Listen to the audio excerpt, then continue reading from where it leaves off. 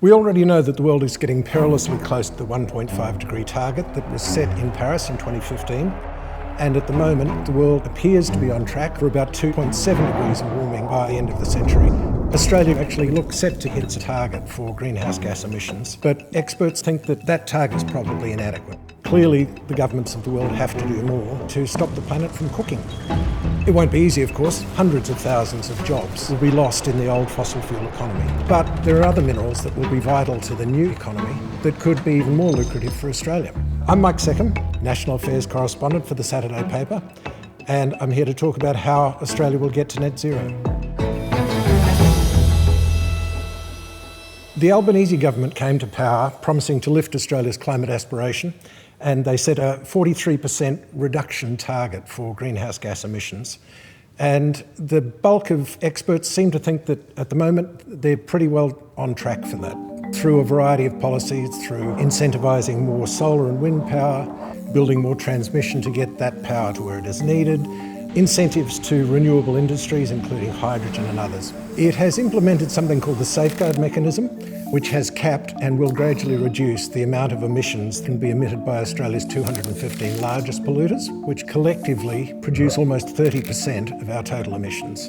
The government also plans on introducing so-called fuel efficiency standards, which will mean that there will be more electric vehicles and more efficient vehicles generally, and hopefully fewer gas guzzlers. The most recent federal budget allocated $4 billion, which will go towards the production of green hydrogen and will also facilitate more uptake for solar panels and batteries.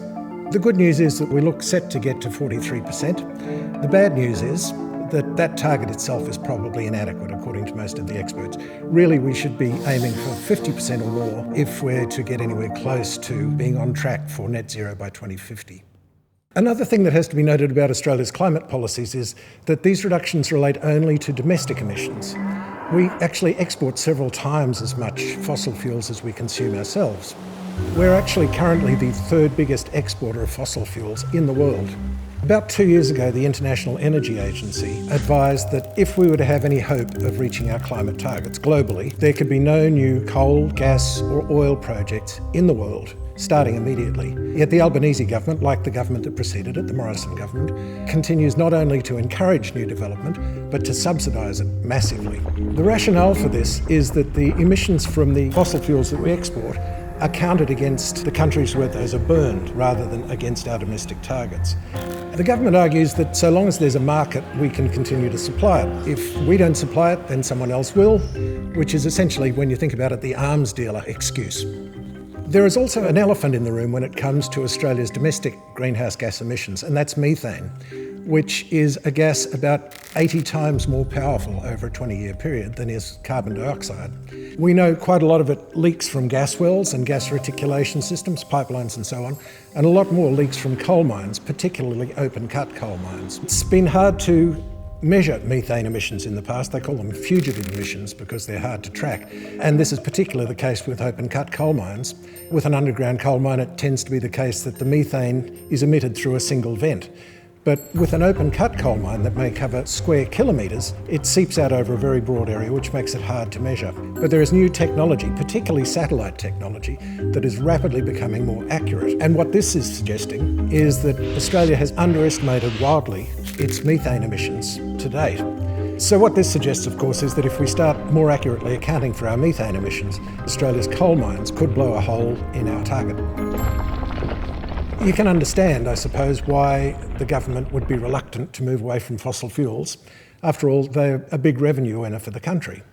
However, the suggestion is that there are other minerals that will be vital to the new economy that could yield about 4 times as much in economic terms for Australia as our current exports of coal and gas. By geological good luck, it turns out that Australia has about 29% of the world's proven supplies of lithium, which is vital to car batteries, house batteries, various other green technologies.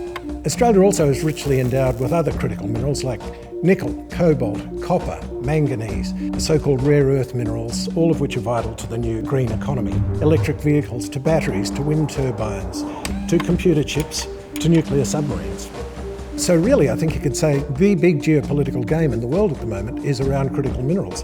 And Australia is emerging as a very big player in this.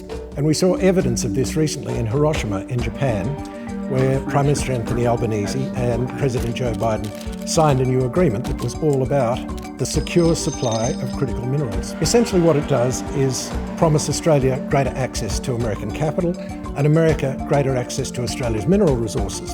And that includes the Pentagon, the US Defence Department, potentially funding, mining and possibly also the processing of certain critical minerals in Australia.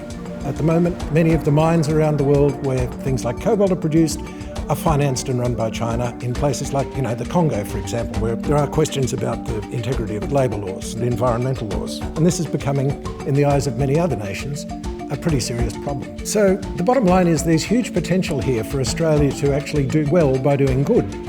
We could not only facilitate a more rapid transition for the world to the new energy economy, but also benefit economically at the same time.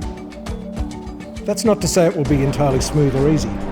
There will be hundreds of thousands of jobs probably lost in the old fossil fuel economy, and an equivalent number of jobs will have to be created in the new economy.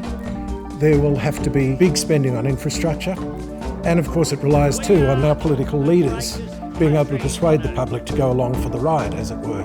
After a decade of essentially inaction under the previous government, the political climate seems to be much more amenable to making the kinds of changes necessary. At the last election, apart from electing Labor, the people also elected a record number of Greens and also a large number of climate-concerned independents. So that is a good harbinger, I think, of further change. Ultimately, it can be done. It won't be easy, but it can be done. More importantly, though, it must be done if we're not going to cook the planet.